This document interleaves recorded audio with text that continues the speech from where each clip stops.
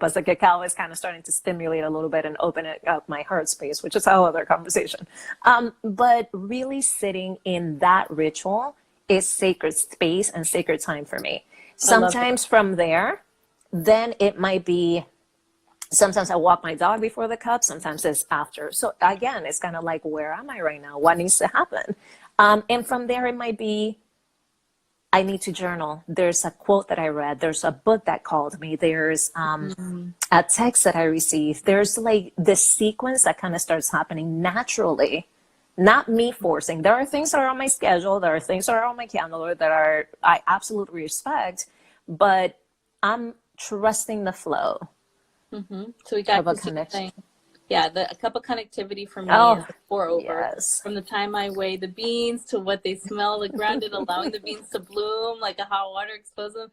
Yes. So you know what I'm hearing between your response and Christina is, so I got my master's in health and wellness coaching with my concentration, which was integrative wellness practices, which was mindfulness. And I always think it's funny because people are like, oh, so you meditate. I'm like, yeah, like I meditate, but mindfulness is not meditation. Mindfulness really is grounded in awareness and presence. So like being in the present moment, like you and Christina, like smelling the process, connecting to how you feel, feeling the warmth, like using your senses, being present in what your meat suit is responding, and then how your meat suit is connecting to your spirit and be like, ooh, this moves me. It's kind of how like I feel that translating into. Yes. And it's like, what makes this moment sacred? Like, if we stopped walking around like our lives aren't sacred, everything would change.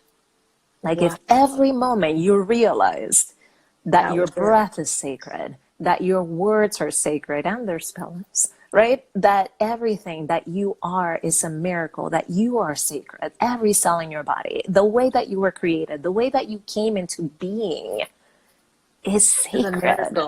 Yeah. You are a miracle. You're a walking, breathing, self-regulating miracle. Like, I mean, we live it. I love that meme, right? Like when you're sitting there and I love that meme, speaking of memes, right? Like we live in a tiny blue dot suspended in nothingness. And people still don't believe in miracles. Hey, all good. Your choice. You get to choose however you want to navigate that. But for me, is like, I see everything. And like I said before, Einstein even said that, right? Like you can live like everything is a miracle, or you can live like nothing is. And I'm on the everything is a miracle plane. Right. And I'm trying to like get people to be like, hey, this plane is awesome. Magical. You don't have to be on it, but I'm enjoying this ride, and I hope you are too. And if not, we can talk. You know what I mean? Drop some hearts if you think life is a miracle. Totally. Drop some hearts. I feel and like it's so sacred. And it's slowing us down. And I feel like for me, and I'll speak for myself, that it has been the greatest invitation for me to slow down even more. Like when you think about the years that I have spent on this journey, devoted to spirit every single day, and to have the sacred pause to deepen that, I have no words. I have nothing to say. And again, one of my mentors was talking about spiritually privileged people and how we, in a sense, are spiritually privileged. Hello, everyone joining us. In a sense, we are spiritually privileged, right? Like we get to navigate this from a completely different vantage point than a lot of people. So having, for me, this opportunity to go even deeper, I didn't know that I could go deeper. I didn't know that I could feel more tapped in, tuned in, turned on by this whole experience.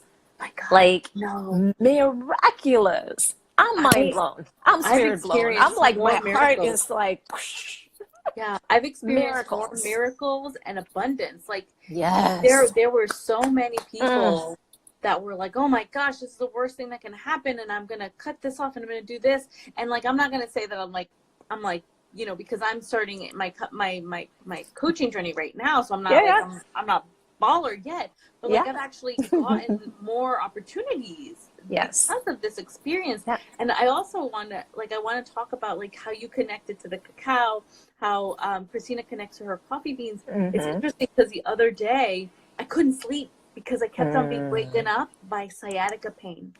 Oh. And I don't really get sciatica, but I was like, oh, hello, body. What are you telling me? And y'all know Louise Hay, heal your body, heal your mind. So I'm like, okay, so Yes. what does sciatica mean? Sciatica was fear of money, fear of security.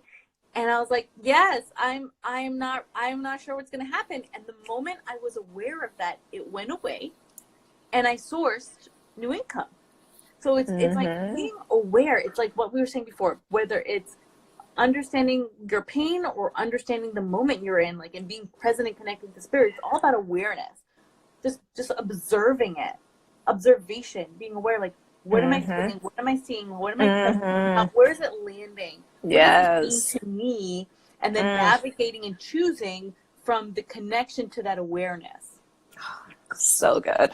So good. I feel like we could probably go on for hours. I know we're like preaching, we're like stomping our feet and clapping Yes. our hands and doing the whole thing. But going back to the abundance pieces, I think like this is where some people might be feeling the pinch right now. And Anybody else, drop some hearts or like drop some questions. We're here to support you. So if you're feeling this or you're responding, you want to contribute, drop it in the comments. Go ahead. Sorry. yeah, and here's the thing. The moment that you start shrinking and worrying, that's what you're going to create.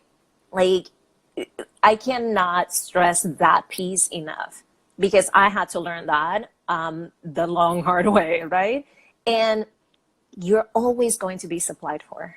The birds are supplied for. I don't see a bird on a tree worried about where they're going to get their worm, ever. Or the squirrel figuring out how they're going to make it through winter. This is like human made. We've made up this crap. Yeah. And I want you to understand that the same spirit that is supporting the bird, that is supporting the squirrel, that is supporting everything's got your back.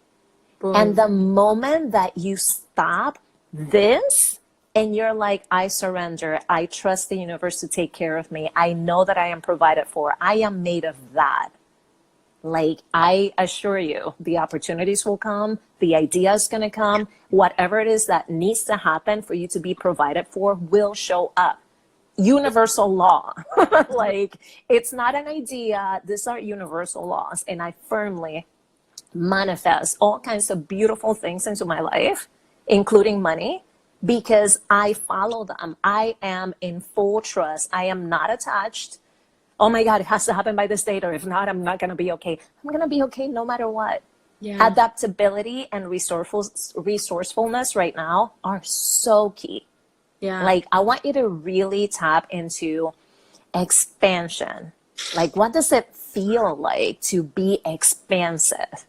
If you drop the worry, like, just try it on for a second, right? If you're like, I'm worried about this right now, like, for a split second, who would you be without that worry? Who would you be if you didn't have that tightness going on right now? And allow that feeling to just take over. It changes your frequency. It changes what you're thinking. If you can tap into gratitude on top of that, that miracle is right there. Joe Dispenza. Right there. Yes. Like, I could go on and on and on, because for a second, and just to be transparent, because I'm not sitting here higher than thou and none of that. As an entrepreneur, I was like, oh my God, like, what is this?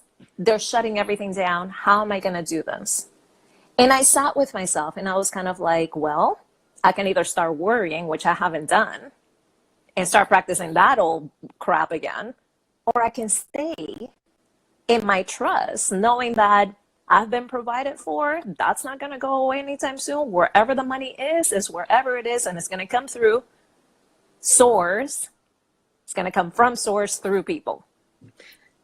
So I tell you cannot what even trust means? begin to tell you. Yes, go, please. So when because you keep on saying trust for this part of the conversation, and I like that was actually the first word that I went live with, and I didn't save it. But trust, the etymology of trust is Nordic.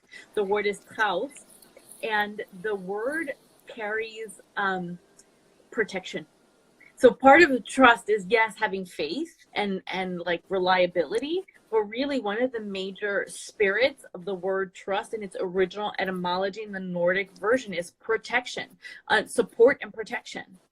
And so we think that trust means like reliability, but really trust, the etymology, the spirit of the word trust means I am protected, I am supported.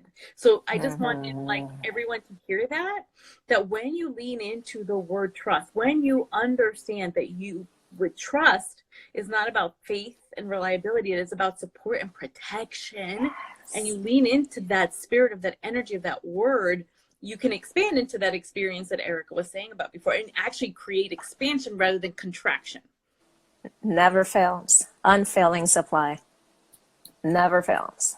We fail ourselves. We fail by limiting thoughts, by limiting our belief in what can happen and what kind of miracles we can create, what kind of abundance can come into our lives, what kind of thing we can have. And the moment we start realizing that we're limitless, like we get in our own way, but Spirit has given us the kingdom already. And this is going to trigger some people, and I'm okay with that. Yeah, because and then you get to choose to do whatever you want with it. But my